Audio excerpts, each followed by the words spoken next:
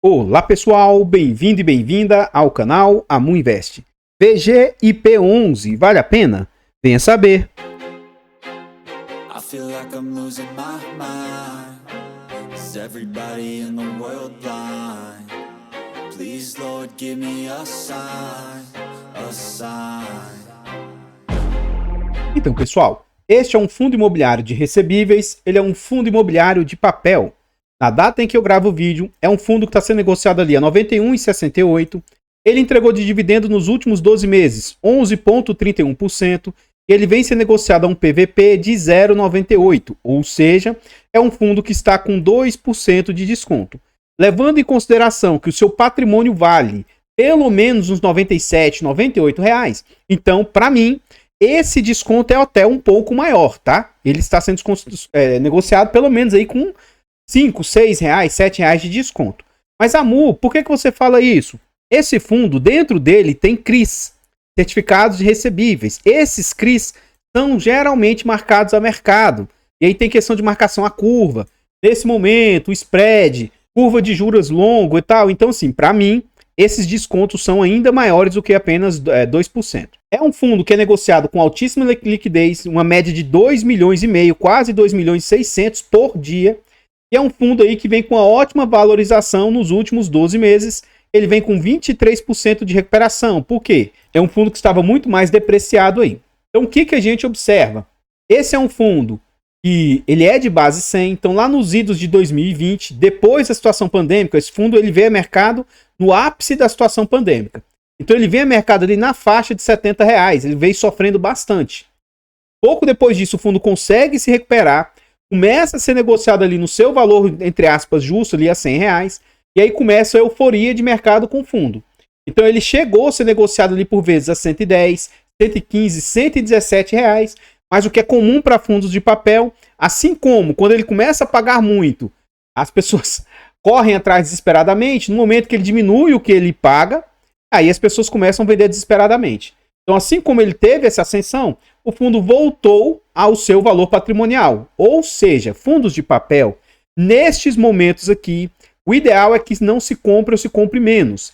E nestes momentos aqui, que é o momento que o fundo está depreciado, talvez seja o momento para se posicionar, para você aumentar a sua posição. Então, voltando durante o período aqui, ó, desde mais ou menos o meio do ano de 2021 até o final aqui, até o meio do ano de 2022, o fundo ficou lateralizado ali a R$ 100 e iniciou-se um movimento de queda.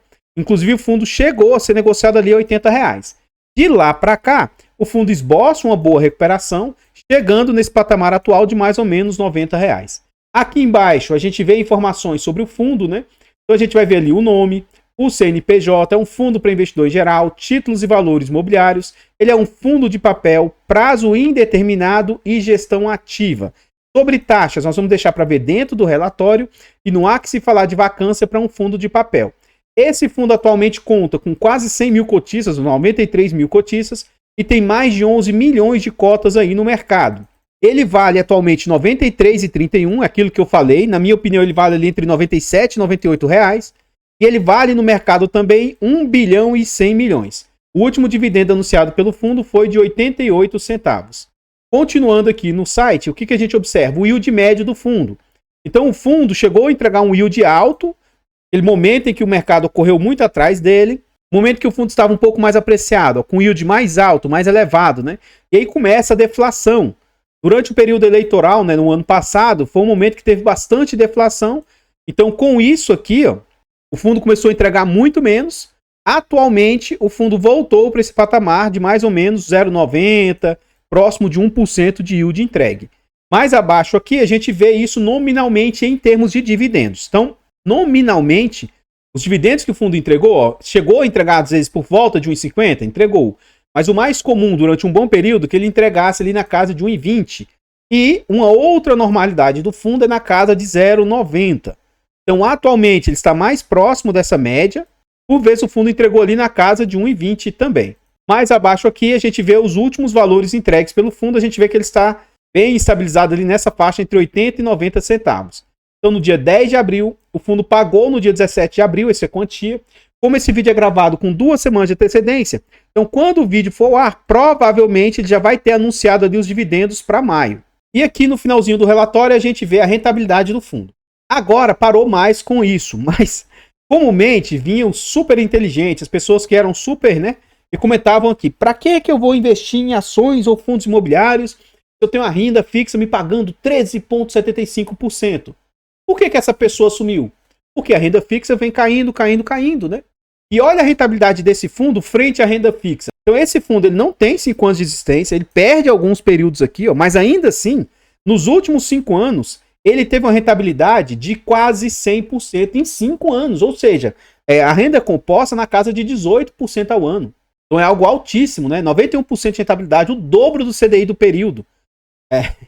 Quase 3 vezes a inflação do período, mais que o IFIX, mais que o índice de dividendos das ações. Então, assim, por que investir em fundos imobiliários ao invés de renda fixa?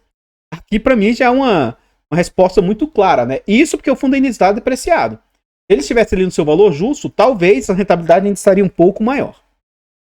Então, pessoal, antes a gente continuar vendo mais a respeito desse fundo imobiliário, eu trago agora para vocês formas de apoio financeiro ao canal. Se você gosta do nosso trabalho e quiser nos ajudar, considere fazer uma doação para o Pix, amuinvest@gmail.com. Qualquer doação é muito bem-vinda.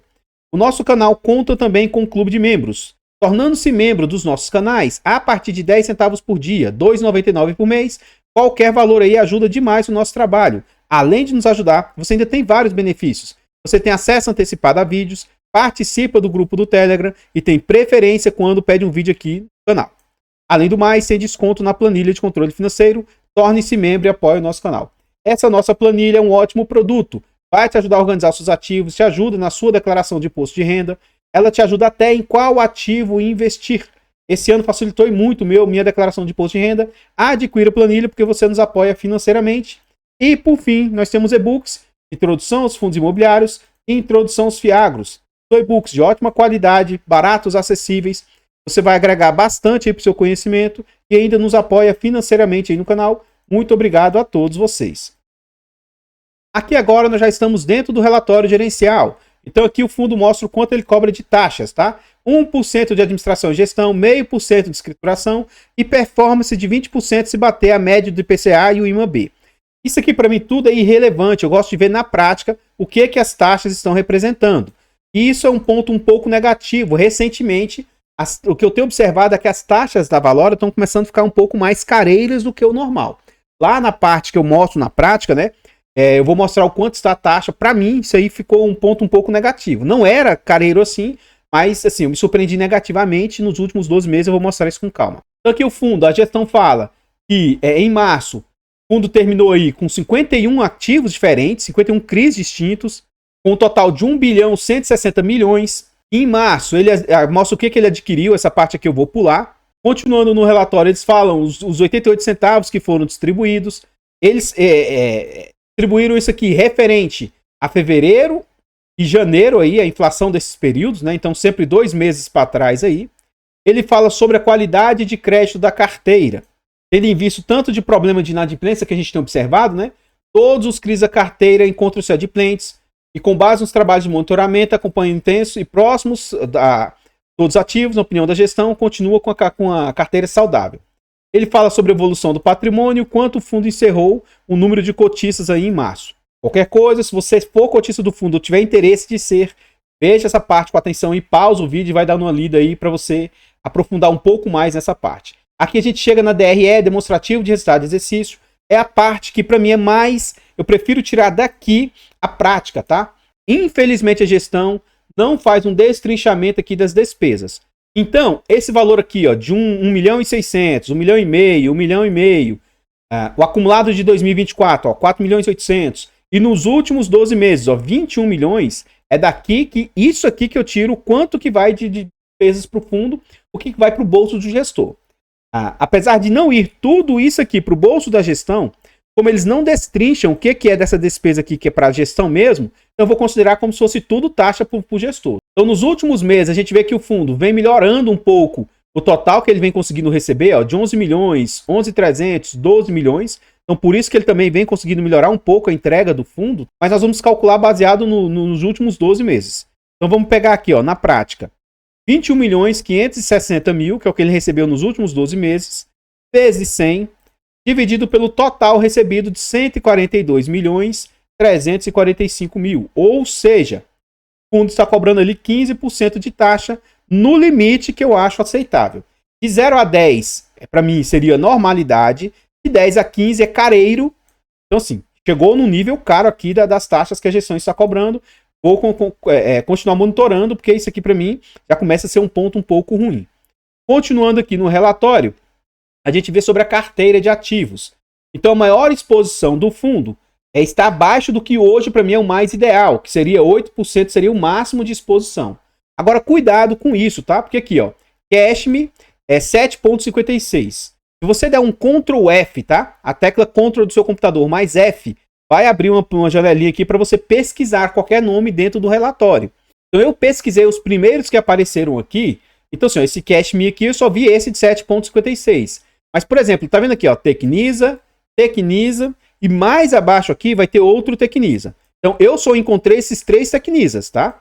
Mas, então, esse cuidado tem que ter. Para mim, as gestoras deveriam, de forma a dar mais transparência, trazer os principais devedores para o fundo. Porque da forma como está no relatório, você olha para a Tecnisa e não presta atenção, ó, Tecnisa 4,9. Mas se você for observar, ó, Tecnisa mais 4,6, ó, 5, 9, quase 10%. E com mais esse outro Tecnisa aqui de 2, ó, já extrapolou os 10%. É algo gravíssimo? Não. Porque 10% ainda é algo que, poxa, se der problema, não vai ser isso aqui que vai afetar drasticamente o fundo. Mas, quando você olha aqui ele dizendo que a sua maior exposição é 7,5%, na verdade não é. Note aqui, ó, Fashion Mall, com quase 3% cada um, uma média de 6%. Então, se você tiver interesse de se posicionar no fundo, procure pesquisar os devedores. Afinal de contas, tendo visto que a gente viu o que aconteceu com HCTR, Deva, Tordes, né? Quando tem concentração demais no único devedor, isso é o que traz maior problema quando tem inadimplência. A questão não é se vai ter inadimplência, é quando vai ter inadimplência. Dentro de toda essa carteira aqui, é normal que um ou outro devedor fique com ou inadimplência ou atraso nos pagamentos. É normal numa carteira de crédito. Então, quanto mais estiver pulverizado aí, menos risco traz para a carteira do fundo. Então, pessoal, antes de a gente continuar vendo mais a respeito desse fundo imobiliário, eu trago agora para vocês formas de apoio gratuito ao canal. Nós ainda vamos voltar lá para o relatório e continuar vendo mais algumas informações a respeito do fundo. Se você não quer ou não pode nos apoiar financeiramente, nos apoie de forma gratuita. Basta simplesmente aqui você deixar um like, comentar, compartilhar, se inscrever no canal e ativar o sino. Nós estamos tentando chegar a 20 mil inscritos. Se inscreva no canal, nos ajude a chegar a essa meta. Comenta aí para nós. E aí? Você ficou chateadinho com a Valora? O que ela fez lá no VGHF? Conflito de interesse, blá blá blá? Você saiu dos fundos da Valora? Você tem esse fundo aqui, o VGIP, no seu portfólio? Você acha que a gestora faz um bom trabalho ou um mau trabalho? Comenta aí para nós, seu comentário é muito importante. Eu tenho esse ativo, eu tenho o VGHF, eu tenho o VGIA, ou seja, é uma gestora que, para os meus critérios, eu gosto, apesar do que ela tem feito atualmente, né? Para mim, eu estou tranquilo em relação a isso. Mas respeito quem ficou chateado, quem tem outros pontos de vista. Eu estou cagando se você tem ou não um fundo, sabe? E outra coisa, quando eu faço um vídeo sobre um ativo, eu não indico para você comprar, eu não indico para você vender. E aí, para mim, eu não dou a mínima se você tem ou não, sabe? Eu tô me lixando. Eu tenho, eu estou tranquilo. E por eu ter, não significa que você deva ter. Por eu ter, não significa que o fundo seja bom ou ruim. E por eu ter, não significa, de novo, que você deva ter. Estude o ativo e chegue você às suas conclusões. Enfim, já estou antecipando. Eu sou complicado, eu tenho o ativo. Agora, por eu ter, não significa que o fundo seja bom ou ruim e nem que isso seja uma indicação de compra, venda ou manutenção do ativo. Nós temos um canal secundário e o canal Mu Notícias, onde a gente reverbera em notícias do mercado financeiro. Eu estou para fazer 2 a 3 vídeos sobre notícias que eu vi recentemente. Então, em breve, eu estou só criando coragem, né? Estou enrolando para fazer, mas vou trazer mais vídeos lá para o canal. Vá lá e dê esse apoio para a gente. Nos ajude a chegar aos 50 inscritos, 100, 1000. Se chegar a 1000 para monetizar o canal, nos dê essa força aí. Todos os nossos canais estão em outras plataformas. Vá nessas plataformas. Siga, se inscreva, comente, compartilhe, que tudo isso ajuda demais. Eu abro caixas de pergunta frequentemente no Instagram. Deixe a sua dúvida lá que a gente vai procurar atender com a máxima rapidez.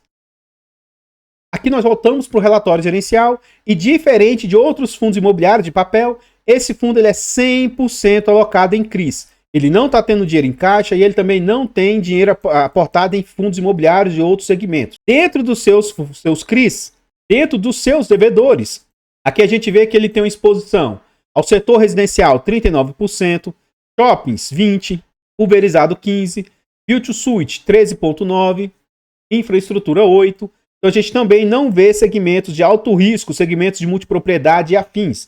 Então esse fundo ele paga até menos do que outros fundos aí, sim, mas ele teoricamente é um fundo mais seguro. O seu fundo também ele é um fundo altamente indexado a IPCA. Ou seja, se o IPCA estiver baixo, o fundo tende a pagar menos. Quando? Não é se, tá? É quando. Quando o IPCA voltar a subir, e eu acho que até o final do ano já começa a ter uma disparada na inflação aí, quando o IPCA voltar a subir, esse fundo volta a pagar melhor aí. E o fundo, ele tem, a Valora, ele tem um fundo lá só de CDI, ou pelo menos ele é majoritariamente indexado ao CDI, que é o VGIR. Então eles têm um de IPCA e um de CDI.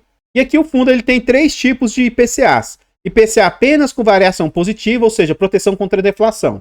Com variação positiva mais compensação e o IPCA puro. Então a maior parte tem a famosa proteção contra a deflação plena, né? Que isso aqui, apenas variação positiva. Então ele não tem problemáticas com tem deflação. Então 29% pode sofrer deflação e esse aqui não sofre deflação, mas quando voltar à normalidade meio que abate os momentos de deflação que teve do fundo. Então é algo mais ou menos, né? Aqui a gente vê que ele tem rating internacional e tem sem rating, né? Essa parte de rating eu não dou tanta importância. E a gente vê também a parte de LTV, que é o Loan to Value.